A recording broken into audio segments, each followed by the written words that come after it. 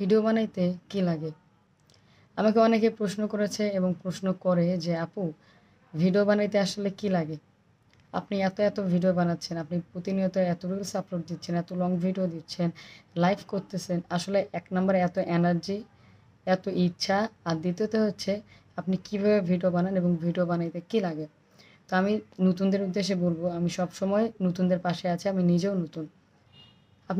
আপনারা দেখবেন আমি সবসময় কিন্তু নতুন যারা আছে তাদের ভিডিও দেখে তাদের ভিডিওতে কমেন্ট, লাইক, কমেন্ট, শেয়ার করি। তো মেইন টপিক এটা না, মেইন টপিক হচ্ছে ভিডিও বানাতে কি লাগে? তো ভিডিও বানানোর জন্য কিছু বিষয় লাগে, সেটা হচ্ছে আপনার মেধা, দ্বিতীয় হচ্ছে শ্রম, আর তৃতীয় হচ্ছে আপনার যেকোনো বিষয়ে একটা দক্ষতা। এমন হতে পারে যে আপনি কথা বলতে পছন্দ করেন বা কথা বলতে ভালোবাসেন, অনেক সুন্দর করে কথা বলবেন, কথা বলেন। এইটা নিয়ে আপনি ভিডিও বানাবেন। অর্থাৎ আপনি যেই কাজটা ভালো পারেন, যেই কাজটা বোঝেন, এটাই করবেন। তার পরবর্তীতে যে প্রশ্নটা কমন থাকে যে আপনি ক্যামেরা দিয়ে ভিডিও বানান নাকি মোবাইল দিয়ে? আমি হচ্ছে মোবাইল দিয়েই ভিডিও বানাই এবং বেশিরভাগ মানুষই মোবাইল দিয়েই ভিডিও তৈরি করে।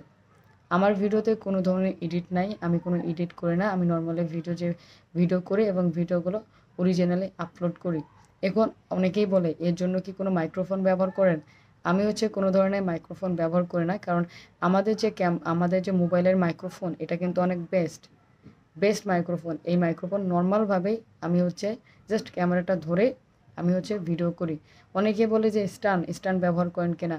আমি বলব যে না, আমি কোনো ধরনের স্ট্যান্ড ব্যবহার করি না। তবে লাইভ করার জন্য ছোট্ট একটা স্ট্যান্ড পাওয়া যায়। যে স্ট্যান্ডটা জাস্ট মোবাইলটা ধরে রাখবো। ওইটা সম্ভবত আমি ৳১৫০ দিয়ে কিনেছিলাম।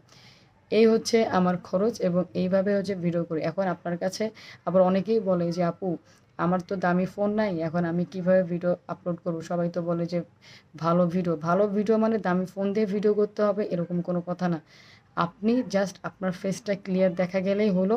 আর দ্বিতীয়ত হচ্ছে আপনি যে কথাটা বলতে চাচ্ছেন, যে বিষয়টা শিখাতে চাচ্ছেন বা যে বিষয়টা মানে আপনি হচ্ছে যে বিষয়ে ভিডিও বানাচ্ছেন, ওই বিষয়গুলো স্পষ্ট আছে কিনা, আপনার সাউন্ডটা স্পষ্ট আছে কিনা, আপনার ভিডিও দেখা যাচ্ছে কিনা এবং ভিডিওর কোয়ালিটি সর্বনিম্ন হচ্ছে 720 মেগাপিক্সেল এর মধ্যে আছে কিনা, তাহলেই হবে। অন্য কোনো কিছুর আর প্রয়োজন নাই।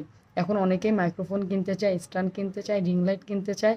যারা বলে কোনটা কিনবো তাদেরকে বলব যে এখন এই মুহূর্তে আপনার টাকা খরচ করার কোনোই দরকার নাই। ১ নাম্বার, আপনি টাকা খরচ তখন করবেন যখন ফেসবুক থেকে আপনার ইনকামটা শুরু হবে, যখন আপনার দিন ফলোয়ার বাড়বে, যখন আপনার নিজে থেকে মনে হবে যে আপনার ভিডিও আপনার নিজের পছন্দ হচ্ছে না।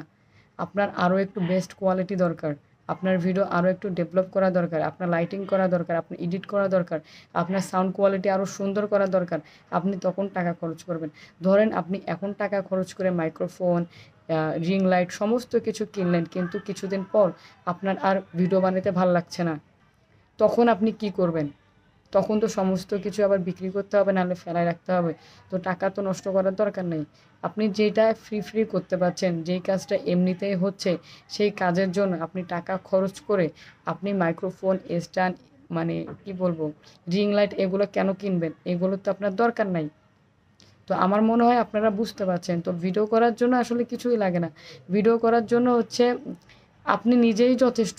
আর দ্বিতীয়ত হচ্ছে ফেসবুকে সফল হইতে গেলে ফেসবুকের গাইডলাইনগুলো 100% জানতে হবে। ফেসবুকের গাইডলাইন মেইনটেইন করে কাজ করেন, রেগুলার কাজ করেন, অ্যাক্টিভ থাকেন এবং যেভাবে বললাম এইভাবে ভিডিওগুলো আপনি বানান, তাহলেই হবে। আবার অনেকেই প্রশ্ন করে যে, "আপু, ভিডিও বানাবো, টপিক খুঁজে পাই না।"